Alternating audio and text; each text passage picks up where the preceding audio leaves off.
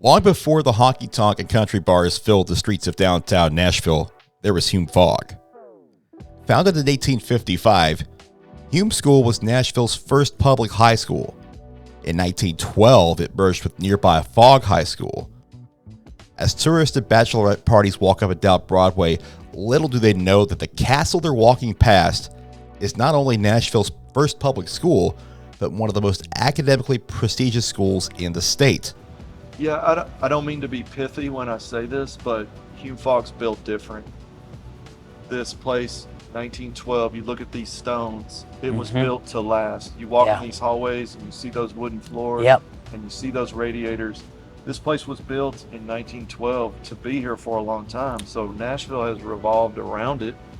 When we were here in the 80s, there was no Second Avenue to speak of, not all the tourism. That's true. There was no Titans, no Predators. That's true. Long before he went to Sewanee, Vanderbilt, and started teaching Latin at MUS, Trey Sutter shined both on and off the court for the Blue Knights. The program's all-time leading scorer with 2,176 points. Sutter was happy to see that even as Nashville changes, the castle he loved dearly in high school has remained the same. Well, it was a different time.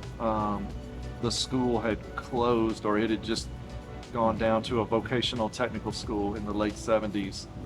And then the school reopened with the magnet school concept in 1984.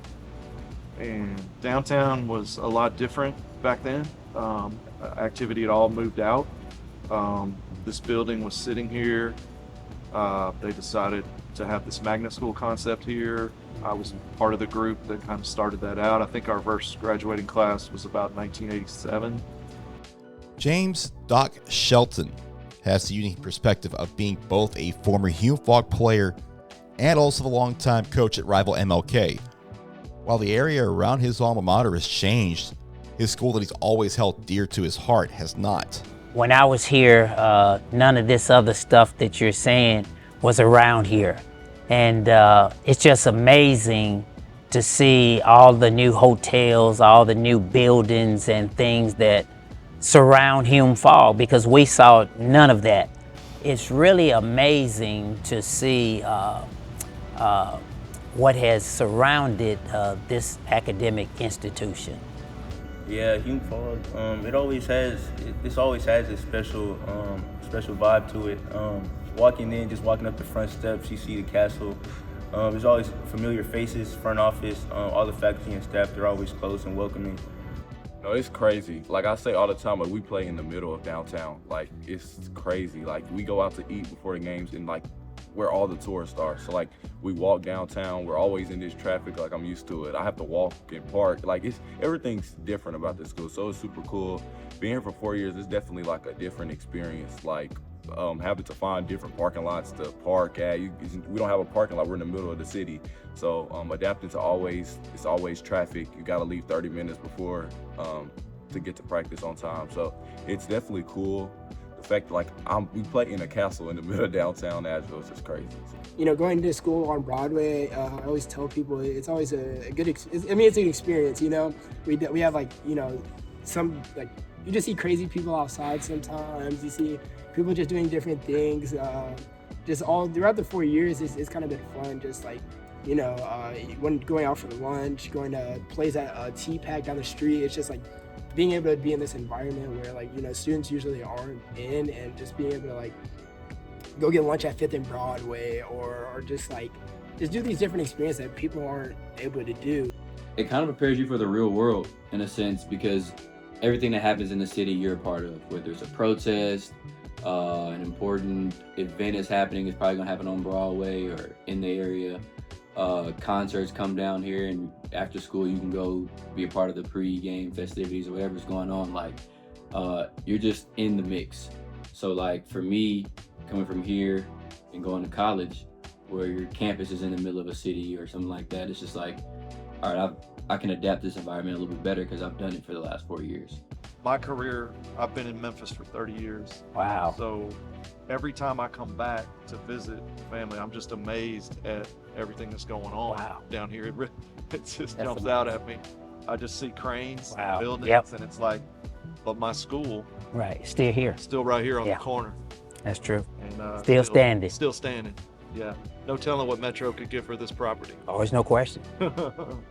I didn't even know how much history this school held until probably like sophomore year, junior year. But it's just crazy. Like even just like when you look up at the banners and you see like all the dates and like the last time things have happened, and it's just like this school is so historic, and it's kind of just like an unreal feeling. Like when I go to college, I'm gonna be like, I played basketball in a castle that's been here for so many years in the middle of downtown. Like a lot, like you said, a lot of people they're not able to say that. Academics are the backbone of every high school athlete, but there aren't many schools with the high academic demand of Hume-Fogg. In 1983, it became Nashville's first secondary magnet school with a goal of attracting academically talented students from all over Metro Nashville with a diverse background. That is how a lot of blacks and whites got together, because when I came in '74, we had students that come from North Nashville, East Nashville, West Nashville, and South Nashville. And we all rode the bus to get here. They didn't have a school bus, but everybody came from all areas of town. And I think that's one thing that made the school so special and what made it so integrated.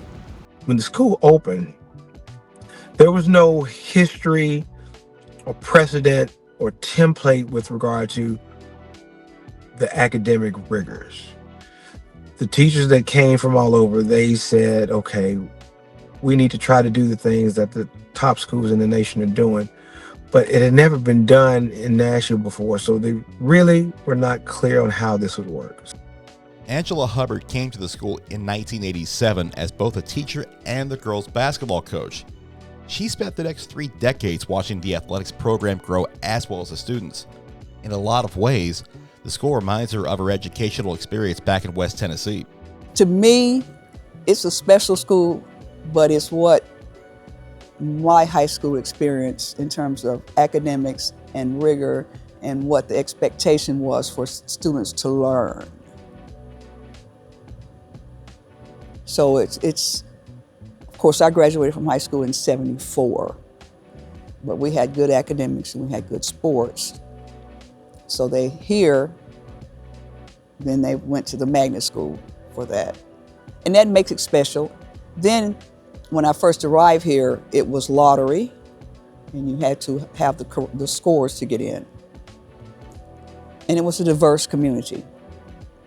As a freshman, we had to read the mythology book by Edith Hamilton. We were asked to do a handwritten 30-page journal discussing that book. Brave New World, a 30-page journal.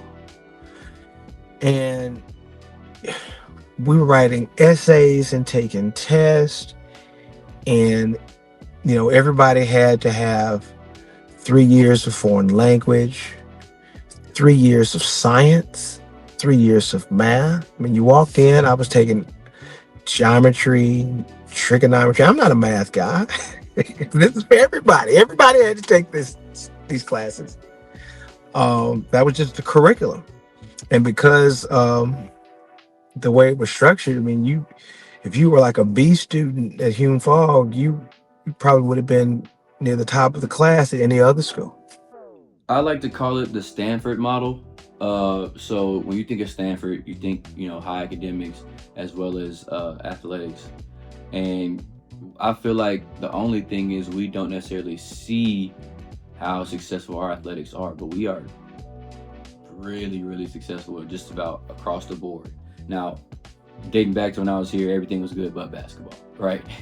But now you kind of see like, all right, volleyball team has had their success recently. Track team is always good, cross country, bowling, golf, whatever it is. And now that basketball is starting to make its way, it's kind of starting to show like that true Stanford model where you got guys who can get it done on the court and in the classroom. So like our team GPA right now is a 3.7. And not only is that incredible anywhere, but it's really incredible here because everybody here is taking 4 or 5 AP courses. Everything is at least an honors class. So it's like the fact that they know how to balance their time, get work done, and then still learn how to win 20 games a year is incredible.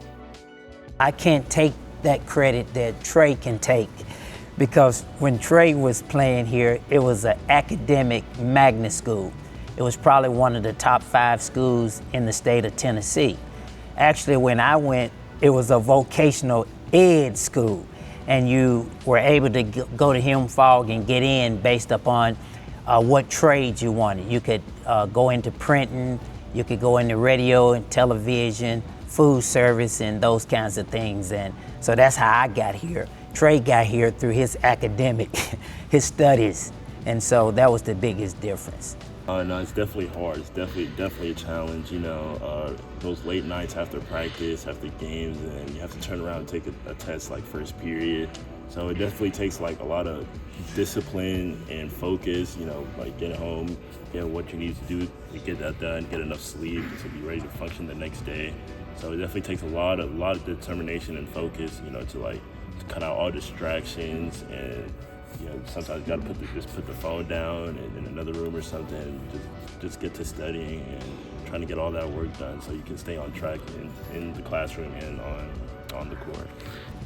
It was hard when I was here. I mean, the staff of people that we have here, the teachers, they were very intent on this being a very, very high level academic school.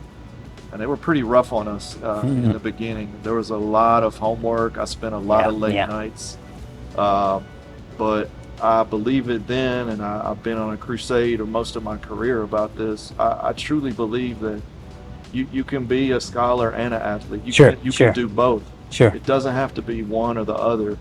This prepares you for life in terms of your sports. You're working with a group of people, so you're going to be in a job where you have to work with a group of people, and the hours that you put in. So when I first got here and later on, like the class of '94 and even the class of 2001, it wasn't uncommon for them to stay up to 1 and 2 o'clock in the morning to do work, because the work load was much heavier then. And I would have to kind of base my practices on I can tell they haven't had enough sleep, so I'd have to change my practices and what the demand was there. But it actually, in terms of preparation for them going out into the business world, doctors, lawyers, or whatever, it was great preparation for them, because I hear it all the time. Not only have things changed in Nashville, the school now boasts one of the 615's best and most unique gyms. The Dungeon, as it's better known as, is just the next step in what former coaches and players see as the positive evolution of Hume-Fogg. For basketball, it was interesting. There's the old Cage gym here that was built in 1912. Mm-hmm. I think the girls practice up there, but we could not play there. It's not a regulation court. It still has the look of why they call basketball players cagers. Used to be a cage around that. And you don't know how many times we're going to build a gym. There's a couple of old articles, 89, 90 something. We're going to build a gym. Oh, we can't do that because you can't take out certain things here. And then I have to think about, I was practicing in the little gym upstairs, and it's nothing close to being realistic. Have you been in the gym? I practiced there. And then here I am practicing on gym and expecting these kids to go in the full court gym and transition into that. So it was tough, but I made it. We did the best we could with what we had. We practiced up on the 3rd floor. It was 2 little small gyms. Neither one of them were regulation floor. But that's the gyms that we use for physical education. But we had to go to Cameron High School every day to practice, and then we played all of our home games at West End. But when I came in here and saw this gym, I was so amazed. First of all, I think it's one of the most gorgeous gyms that I've been in, and I think because of the originality of how they were able to keep the same stone and then create this gym as well. And just the outlook, it made me feel really proud to be a part of seeing them be able to move to another level. since we didn't have football, and I don't know if you had it in your time, but basketball was the gathering place. It was a focal spot for the community. Sure. People from all over Nashville, all backgrounds, gathering to root us on. So we played all of our games really were on the road. And the reason why I say that, because our home was West End. So that meant back in our day and back in our time, today, most of these kids, they have cars. Back in our day and time, not too many people had cars. We were riding and catching the bus. So not too many of our games were like jam-packed or anything of that nature, because people had to find a way to get to West End. And then if we didn't play at West End, which was our home, and we ended up playing somewhere like at DuPont, then they had to go all the way to DuPont to travel. I think with some of the kids today, even they can stay here at school, and if they got a home game, then they can stay here. We weren't able to stay here for a home game, because once the home game was at West End, you got to find a way to get there. So I think it's just a Hume-Fogg thing. Like, the community, the students, the administration, the teachers, like, they all want to support each other. So if they find out it's a big game, or even a game that you feel is important, and you let them know, they'll be there. And then I've got, a pretty good friend group. So if you come to a game and you sit behind the bench, you'll see that's like all my friends and family. So a combination of the school's community, my community, and everyone else's, it's just it makes for a good support system. It makes for fun games, and it makes it unique, because not everybody gets that same support. I mean, and even the ones who are getting it, it's not like the position I'm in, because I went to school here. So it already means a little bit more to me just because I was a student here, and I have some pride behind it. But the fact that I can have done it on both sides is amazing. Decades have passed for many, but the lessons learned in Nashville's hidden gem will remain forever. I think Hume-Fogg has always been a place that pulls people in. Mm-hmm. So it pulls you in, but it gets you ready to go back out and serve the world, to be successful in your chosen field. I know you can speak to that too. Yeah, I agree with what Trey is saying. Hume-Fogg prepares you academically, athletically, in any other way that you can think. Most of the students who go here, once they leave this school, they can really do anything in life that they want to do, because they have been challenged and they have prepared for the outside work, whatever comes at them. I went to Swanee and I was able to get a master's at Vanderbilt. I ran into a lot of fellow students who had been to elite private schools, and I fit right in because of the experience that I had here. I had the academic experience, I had the personal responsibility. So made it easy. I think Nashville has a treasure here. It's a treasure for a public institution, and it is just of incredible value to the people that get to go through here.